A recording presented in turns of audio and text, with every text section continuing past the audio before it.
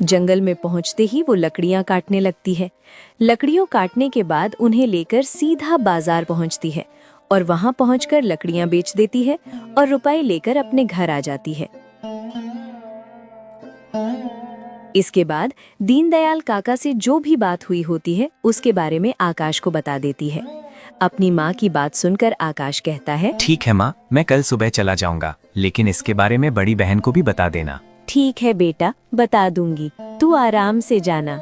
अपने बेटे से इतनी बात कहकर सावित्री देवी बड़ी बेटी के पास जाती है और उसे शादी के बारे में सब कुछ बता देती है। अपनी माँ की इतनी बात सुनकर माया कहती है, अरे माँ, इसमें कौन सी नई बात है, शादी तो करनी ही है, आज नहीं तो कल। इसीलिए आप और भैया जहाँ कहीं भी बताओगे मैं वहीं शादी कर लूंगी। बहुत अच्छा बेटी, अब जाओ जल्दी से खाना लगाओ। तभी माया जल्दी से सभी के लिए खाना लगाती है और सभी लोग खाना खाकर सो जाते हैं।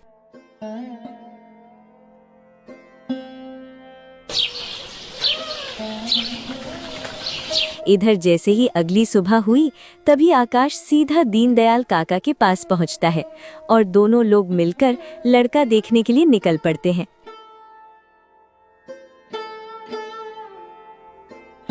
चलते चलते वो लड़के के घर आ जाते हैं।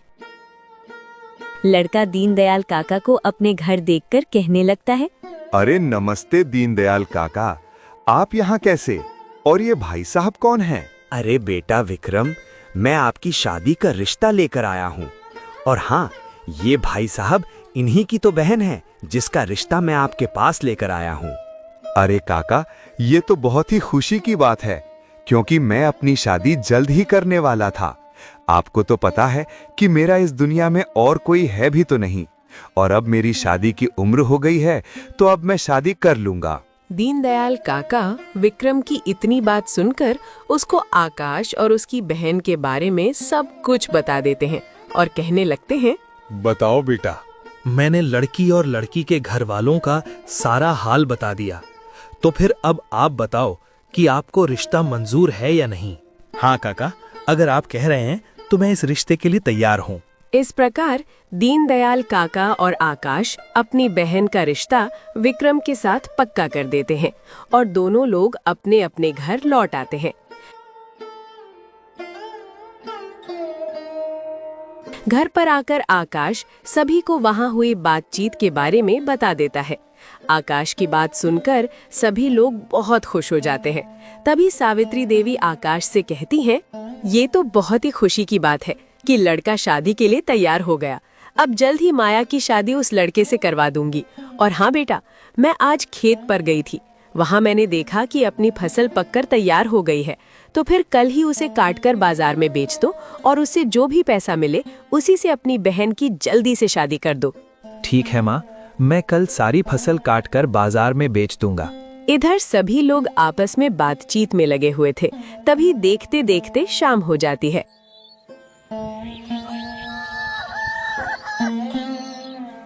अगली सुबह आकाश खेतों की ओर जाता है। मेहनत से फसल काटता है और उसे बाजार में बेच देता है। उसी की अगले ही दिन वो अपनी बहन माया की शादी विक्रम के साथ कर देता है। शादी के बाद माया अपने ससुराल चली जाती है और विक्रम के साथ सुखी जीवन बिताने लगती है।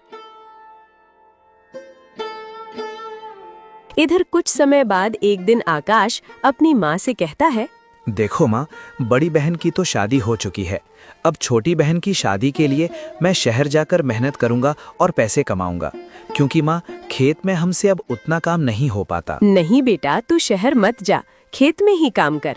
अगर तू शहर चला जाएगा तो हम दोनों को अच्छा भी नहीं लगेगा। अपनी माँ की इतनी बात सुनकर पल्लवी अपने भाई से कहने लगती है, हाँ भाई, माँ ठीक कह रही है। अगर तू शहर चला जाएगा तो मैं और माँ घर पर अकेले किसके साथ रहेंगे?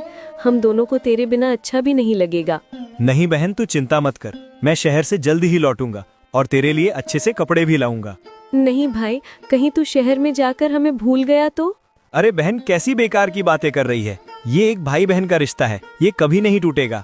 दोनों की ऐसी बातें सुनकर सावित्री देवी अपने मन में सोचने लगती है, चलो इसे शहर चला जाने देती हूँ, वहां से ये कुछ पैसे कमा लाएगा, उसी से पल्लवी की भी शादी कर दूंगी। इतना सोचकर सावित्री देवी आकाश से कहती हैं, सुन बेटा, अगर तू ज्यादा जिद कर रहा है तो तू शहर चला जा और वहां से जल्दी ही लौटना। और हाँ, इस बूढ़ी माँ और अपनी इस छोटी बहन को भूल मत जाना।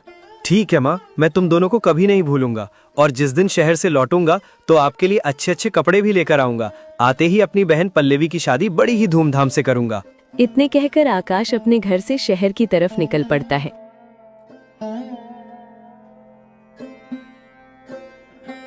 चलते चलते कब सुबह से शाम हो जाती है उसे पता ही नहीं चलता। लंबा सफर तय करने के बाद वो आखिरकार एक बड़े शहर में पहुंचता है। फिर हिम्मत जुटाकर एक दुकान पर जाता है और दुकानदार से नौकरी के बारे में बातचीत करता है। नमस्कार दुकानदार भाई, मैं पास के ही गांव से आया हूँ। मेरा नाम आकाश है। कृपया करके अगर आपकी दुकान में कोई काम हो तो मुझे रख लीजिए। हाँ, रख तो लूंगा, मगर महीने के सिर्फ 20,000 रुपए ही दूंगा। और हाँ, सुबह 8 बजे से शाम 5 बजे तक काम करना होगा। मंजूर हो तो बताओ। दुकानदार की इतनी बात सुनकर आकाश अपने मन में सोचता है, 20,000? ये तो बहुत बड़ी रकम है। ऐसा करता हूँ, यही काम कर लेता हूँ।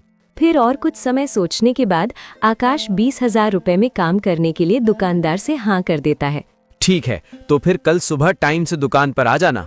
ठीक है साहब, मैं बिल्कुल टाइम से आ जाऊंगा। इस प्रकार आकाश उसी दुकान पर काम करने लगता है। काम करते करते कुछ समय गुजरता है। फिर एक दिन इधर उसकी सावित्री देवी और छोटी बहन आपस में बातें करती हैं। माँ, आकाश भैया पता नहीं कब आएगा। अब उसके बिना हमें अच्छा नहीं लगता है। उसे शहर गए हुए बहुत समय हो गया है, पता नहीं घर कब आएगा। हाँ बेटी, पता नहीं आकाश किस हालत में होगा। कहीं वो हमें भूल तो नहीं गया? नहीं माँ, हमारा भाई ऐसा नहीं है, वो एक ना एक दिन जरूर आएगा। दोनों माँ बेटी इस तरह की बातें करती रहती हैं। इधर कुछ समय बीतने के बाद आकाश की बड़ी बहन माया ने एक बेटी को जन्म दिया था, जो अब 5 वर्ष की हो गई थी। तभी एक दिन विक्रम और माया अपनी बेटी पिंकी को देखकर आपस में बातें करते हैं। देखो जी, अपनी बेटी कितनी सुंदर लग रही है। हाँ माया, बेटी बहुत सुंदर लग रही है, लेकिन शाम होने जा रही है और हमें ड्यूटी पर भी जाना है, तो मैं चलता हूँ। ठीक है, अपना ख्याल रखना और सुबह जल्द ही वापस आ जाना। माया की इतनी बात सुनकर विक्रम ड्यूटी पर चला जाता है।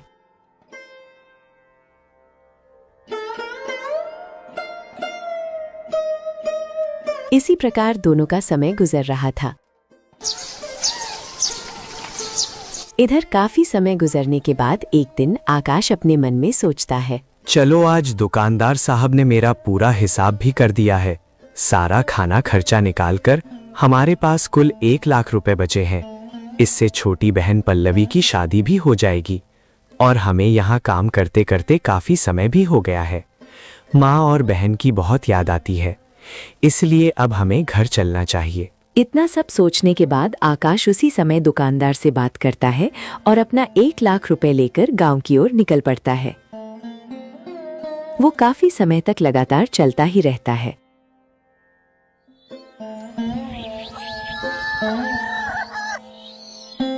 चलते चलते रास्ते में ही शाम हो जाती है। कुछ ही दूरी और तय करने के बाद आकाश के मन में कई तरह के विचार आने लगते हैं। अरे अब क्या करूं? अब तो रात होने लगी है। यहाँ से कुछ ही दूरी पर एक जंगल है और उसके आगे मेरा गांव पड़ेगा। अगर मैं रात में जंगल से गुजरूंगा तो कहीं लुटेरे मुझे लूट ना लें। अगर ऐसा हो गया तो मेरी सारी मेहनत बर्बाद हो जाएगी। वो इतना सोच ही रहा था, तभी उसे अचानक ध्यान आता है। अरे हमारी बड़ी बहन माया का घर यहाँ पास में ही है, तो चलो उसी के घर चलता हूँ। आज रात यहीं काट लूंगा और सुबह होते ही मैं अपने घर चला जाऊंगा और इसी बहाने से बहन से मिल भी लूंगा। इतना सोचकर आकाश अपनी बहन के घर की तरफ चल पड़ता है और कुछ देर चलने के बाद अपनी बहन के घर आ जाता है। आकाश को अचानक अपने घर देखकर उसकी बहन उससे कहने लगती है, अरे आकाश भैया, आप अचानक हमारे यहाँ कैसे? घर पर सब कुशल मंगल तो है ना? आकाश अपनी बहन की इतनी बात सुनकर कहने लगा, हाँ बहन, मैं तो बिल्कुल ठीक हूँ, मगर घर का कुछ पता नहीं। अपनी भाई की ऐसी बात सुनकर माया उससे चिल्लाकर कहने लगती है, अरे भाई, तूने अपना तो हाल बता दिया, लेकिन बूढ़ी माँ और छोटी बहन पल्लवी का क्या? जब तू घर में रहता है फिर भी उन दोनों का कुछ हाल नहीं पता। तू ठीक तो है ना? कहीं तुझे कुछ हो तो नहीं गया? बहन की ऐसी बातें सुनकर आकाश उसे सब कुछ बताता है। नहीं बहन, मैं बिल्कुल ठीक हूँ, मुझे कुछ नहीं हुआ है। और रही बात सावित्री देवी और पल्लवी बहन की, उनका हाल तो मैं घर जाकर ही बताऊंगा। लेकिन जब तुम्हारी शादी हुई थी उसके कुछ समय बाद मैंने और सावित्री देवी ने देखा कि कुछ महीनों बाद पल्लवी बहन की भी शादी करनी होगी। इसीलिए मैं उसकी शादी के खर्चे के लिए पैसे कमाने शहर चला गया था। शहर में कुछ समय काम करने के बाद जब मैं आज घर लौट रहा था तब तक रात हो गई। तभी अचानक मुझे ध्यान आया कि आपका तो घर यहीं है, इसलिए अचानक मैं आपके घर आ गया। चलो कोई बात नहीं भैया, लेकिन घर जाकर सावित्री देवी और छोटी बहन का हाल जरूर बताना। ठीक है बहन, मैं जरूर बताऊंगा। लेकिन शहर में मैंने अभी तक कुल 1 लाख रुपए ही कमाए थे, तो आप इन्हें लो और कहीं छुपा कर रख दो। जब मैं घर जाऊंगा तो आप हमें दे देना।